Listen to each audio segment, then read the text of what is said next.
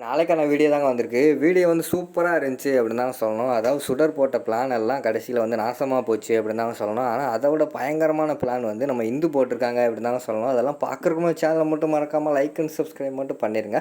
First எடுத்தோடனே நம்ம இவர் வராருல, எழில் வந்து அந்த ஸ்பாட்ல வந்து இறங்குற மாதிரி தான் காட்டிக்கிட்டு இருக்காங்க. இறங்குன உடனேயும் என்ன சுடர் நீ சொல்கிறதெல்லாம் உண்மையா அப்படிங்கிற மாதிரி கேட்காங்க. ஆமாம் சார் உண்மை தான், நீங்கள் வேணால் வந்து பாருங்கள், உள்ளே தான் நான் அடைச்சி வச்சுருக்கேன் அப்படிங்கிற மாதிரி சொல்கிறாங்க. அவரை பிடிச்சி நம்ம கேள்வி கேட்டோம்னா சில பேரோட உண்மையெல்லாம் வெளியில் வரும் அப்படின்னு சொல்லிட்டு நக்கலாக வந்து மனவை பார்த்து சொல்கிறாங்க. சரி வா அப்போனா உடனே போய் அவனை பார்ப்போம் அப்படின்னு சொல்லிட்டு உள்ளே போகிறாங்க.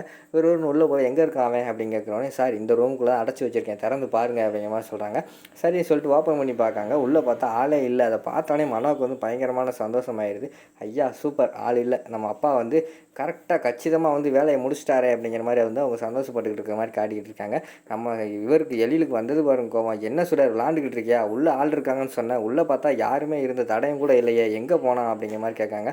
நீ பிடிச்சி வச்சையா பிடிக்கலையா, அதை பற்றி பிடிச்சி வைக்கலையா, அதை ஃபஸ்ட்டு சொல்லு அப்படிங்கிற மாதிரி சொல்கிறாங்க. சார் உண்மையாகவே அவனை பிடிச்சி நான் இங்கே தான் சார் அந்த சேரில் தான் சார் கட்டி போட்டிருந்தேன் அப்படிங்கிற மாதிரி சொல்கிறாங்க. என்னது சேரில் கட்டி போட்டிருந்தியா, நீ கட்டி போட்டிருந்தவன் எப்படி வந்து அந்த இடத்த விட்டு போவான், என்ன விளாண்டுக்கிட்டு இருக்கியா, எனக்கு எவ்வளோ வேலை இருக்குது தெரியுமா, ஹாஸ்பிட்டலில் எனக்கு பல வேலை இருக்குது, அதெல்லாம் இன்றைக்கி நான் வந்து நீ சொல்கிறேன்னு சொல்லிவிட்டு நீ சொல்கிறதெல்லாம் உண்மை அப்படின்னு நம்பிட்டு நான் அந்த வேலையெல்லாம் விட்டுட்டு வந்திருக்கேன். அப்படி இருக்கும்போது நீ இப்படியெல்லாம் பண்ணிக்கிட்டு இருக்க, இதெல்லாம் உன்னோட மனம் பிரம்மன்னு நினைக்கிறேன் அப்படிங்கிற மாதிரி வந்து நம்ம எழுதி சொல்கிறாரு. சார் இல்லை சார், உண்மையாகவே வந்து அவனை பிடிச்சி நான் இங்கே தான் சார் கட்டி போட்டிருந்தேன், அவன் எப்படி போனால் என்னன்னே தெரியல சார், தப்பிச்சிட்டான்னு நினைக்கிறேன் அப்படிங்கிற மாதிரி சொல்கிறாங்க.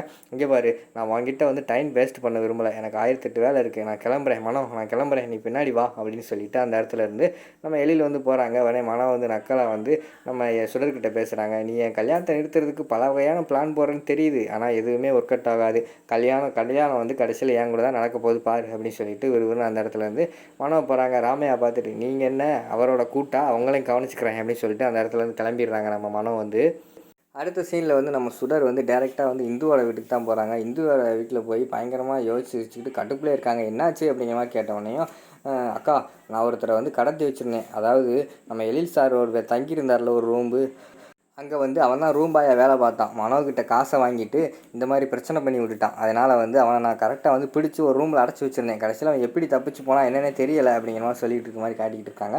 எப்படி தப்பிச்சு போனானா, நீ பிடிச்சி வச்சியா, உண்மையாவா அப்படிங்கிற மாதிரி வந்து இந்து கேட்குறாங்க. ஆமாக்கா அவன் எப்படி பிடிச்சான்னு தெரியல, இப்போ மட்டும் அவன் கையில் கிடச்சான் அப்படின்னு சொல்லிட்டு அங்கனக்குள்ளே இருந்த ஒரு பீரோ மாதிரி இருக்குது, அந்த பீரோ கதவை இப்படி ஓப்பன் பண்ணி டம்மு தட்டிக்கிட்டு இருக்காங்க. ஐயோ அப்படின்னு சொல்லிட்டு இந்து வந்து முடிச்சுக்கிட்டு இருக்காங்க. பார்த்தா அந்த பீரோவுக்குள்ளே வாயை கையெல்லாம் கட்டி போட்டிருக்காங்க. அந்த ரூம் பாயை நம்ம இந்து வந்து தூக்கிட்டு வந்து கட்டி போட்டு வச்சுருக்காங்க. அதை பார்த்தோன்னே ஷாக் ஆகிடும். ஐயோ அது வேறு பார்த்துருவாளே, நம்ம சுடர் பார்த்துட்டா பெரிய பிரச்சனை ஆயிரும், ஏய் தீபா போய் வந்து அந்த பீரோவில் எப்படியா பூட்டு அப்படிங்கிற மாதிரி சொல்கிறாங்க. மேடம் இது வந்து பழைய காலத்து பீரோல் மேடம், நீங்கள் பால் அடித்து உடச்சிடாதீங்க, பூட்டுங்க அப்படின்னு சொல்லிட்டு பூட்டை வச்சிடுறாங்க. இப்போ என்ன ஆச்சு, என்ன பிரச்சனை ஆச்சு அப்படிங்கிற மாதிரி சொன்னோடனே, அவன் இப்போ எப்படியாவது என் கை கிடைக்கணும் அப்படிங்கிற மாதிரி சொல்கிறாங்க. நீ ஒன்றும் கவலைப்படாத, கூடிய சீக்கிரம் வந்து அவன் கை கண்டிப்பாக கிடைப்பான் அப்படிங்கிற மாதிரி சொல்லிக்கிட்டு இருக்காங்க அந்த இடத்துல வந்து இந்து. இந்த பக்கம் பார்த்தா மனம் வந்து அவங்க அப்பா கால் பண்ணுறாங்க. அப்பா சூப்பர்ப்பா, ரொம்ப தேங்க்ஸு, நான் எதிர்பார்க்கவே இல்லை நீங்கள் இப்படி கச்சிதமாக வந்து அவனை தூக்கிட்டு போவீங்கன்னு சொல்லிட்டு. அம்மா என்ன பேசிக்கிட்டு இருக்கேன் அப்படிங்கிற மாதிரி சொல்கிறாங்க. இல்லைப்பா நீங்கள் கரெக்டாக வந்து அந்த ரூம் பாயை வந்து தூக்கிட்டு போயிட்டீங்களா, அதை பற்றி தான் சொல்லிக்கிட்டு இருக்கேன் அப்படிங்கிற மாதிரி சொல்கிறாங்க. ஏம்மா என்னம்மா இப்படி லூஸ்தனமாக பேசிக்கிட்டு இருக்கேன், நானே இங்கே நடு ரோட்டில் இருந்துக்கிட்டு இருக்கேன், என்கிட்ட வந்து என்னென்னமோ பேசிக்கிட்டு இருக்கேன், நீ என்கிட்ட லொக்கேஷன் அனுப்புவேன்னு சொன்னேன், நான் உனக்கு கால் பண்ணேன்னு நீ எடுக்கலை, லொக்கேஷன் அனுப்புவேன் நானும் வெயிட் பண்ணி ரோட்லேயே உட்காந்துக்கிட்டு இருக்கேன், இன்னும் நீ அனுப்பவே இல்லை, லொக்கேஷனே அனுப்பலை, பிறகு எப்படிம்மா நான் போய் அவனை வந்து தூக்க முடியும், என்னம்மா இப்படி பேசிக்கிட்டு இருக்கேன் அப்படிங்கிற மாதிரி சொல்கிறாங்க. அப்பா என்னப்பா சொல்கிறீங்க, நீங்கள் தூக்கலையா, அவனை இங்கே காணும்ப்பா அப்படிங்கிற மாதிரி சொல்கிறாங்க. நான் இங்கே வரவே இல்லைம்மா அப்படிங்கிற மாதிரி அவங்க அப்பா சொல்கிறாங்க. அப்படியா, ஐயோ அப்போனா அவன் எங்கே போயிட்டான், தப்பிச்சு ஓடிட்டானா இல்லைன்னா வேறு யாருக்கிட்டையும் மாட்டிக்கிட்டானான்னு தெரியலையே அப்படிங்கிற மாதிரி வந்து நம்ம மனம் வந்து பயந்துக்கிட்டு இருக்காங்க. சரி நீ ஒன்றும் ஃபீல் பண்ணாத, முதல்ல இடத்துக்கு நம்ம வீட்டுக்கு வா, நம்ம வீட்டில் வச்சு பேசிக்கிறோம் அப்படின்னு சொன்னோடனே அந்த இடத்துலேருந்து மனம் வந்து கிளம்புற மாதிரி காட்டுறாங்க. அடுத்து சுடர் வந்து சரிக்கா நான் போய் எப்படியாவது அவனை விட மாட்டேன், அவனை பிடிச்சி கண்டிப்பாக அந்த கல்யாணத்தை நிறுத்த தான் போகிறேன் அப்படின்னு சொல்லிட்டு அந்த இடத்துல இருந்து சுடர் போகிறாங்க.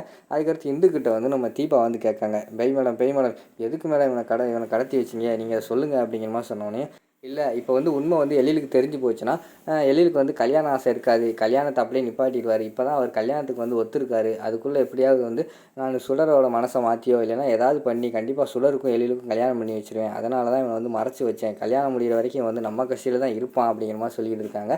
அந்த நேரத்தில் வந்து அங்கிட்டு இருந்து சுடர் வந்துடுறாங்க. அக்கா கூப்பிட்டீங்களா அப்படின்னு வராங்க. இல்லை நீ போமா அப்படிங்கிற மாதிரி சொன்னோன்னே தீபா வந்து சொல்கிறாங்க, சூப்பர் சாய்ஸ் மேடம் உங்கள் குழந்தைகளுக்கு அப்படிங்கிற மாதிரி சொல்லிடுறாங்க. அடுத்த சீனில் வந்து அபி வந்து தூங்கிட்டு இருக்காங்க. அவங்களுக்கு வந்து ரொம்ப கஷ்டமாக இருக்குது. அவங்க அம்மா வந்து ஆக்சிடென்ட் பண்ண சீனெல்லாம் வந்துட்டு போகுது. அதை பார்த்தோன்னே பதறி அடித்து எழுந்திரிச்சிடுறாங்க. அப்படியே மெதுவாக கீழே இறங்கி வராங்க. வந்து சோஃபாவில் உட்காந்து அழுதுகிட்டு இருக்காங்க. அம்மா ஏம்மா இப்படி உன்னை அவன் கொன்னான், அப்பாட்ட அந்த ஃபோட்டோவை காட்டும்போது நான் அவனோட ஃபோட்டோவை பார்த்தேன். ஆனால் எனக்கு ரொம்ப கஷ்டமாக இருக்குது. அவனுக்கும் உனக்கும் என்னம்மா சம்மந்தம்? நீ என்னம்மா பாவம் பண்ண? அப்படிங்கிற மாதிரி சொல்லி அழுதுகிட்டே இருக்காங்க. அங்கிட்டு பார்த்தா அஞ்சலி யோசிச்சுக்கிட்டு இருக்காங்க. அஞ்சலி என்ன இவளை காணும் அப்படின்னு சொல்லிட்டு அஞ்சலி கீழே வராங்க. அம்மாவை நினப்பு வந்துருச்சு, அதனால் இங்கே உட்காந்துருக்கேன் அப்படிங்கிற மாதிரி சொல்கிறாங்க. எனக்கும் தான் அம்மா நினப்பாக இருக்குது அப்படின்னு சொல்லிட்டு 2 பேரும் அழுதுகிட்டு இருக்காங்க. டக்குன்னு பார்த்தா இங்கிட்டு வந்து இந்து வந்து எந்திரிக்காங்க. எனக்கு என்னமோ தப்பாக நடக்கிற மாதிரி இருக்குது என் குழந்தைகளுக்கு. தீபா எந்திரி போவோம் அப்படிங்கிற மாதிரி சொல்கிறாங்க. இல்லை இந்த நேரத்தில் என்ன தப்பு நடக்க போகுது, நம்ம காலையில் போவோம் அப்படிங்கிற மாதிரி சொல்கிறாங்க. இல்லை ஏதோ தப்பு நடக்குது அப்படிங்கிற மாதிரி கூப்பிட்றாங்க. அவங்க தூக்கத்தில் தூங்கிடுறாங்க.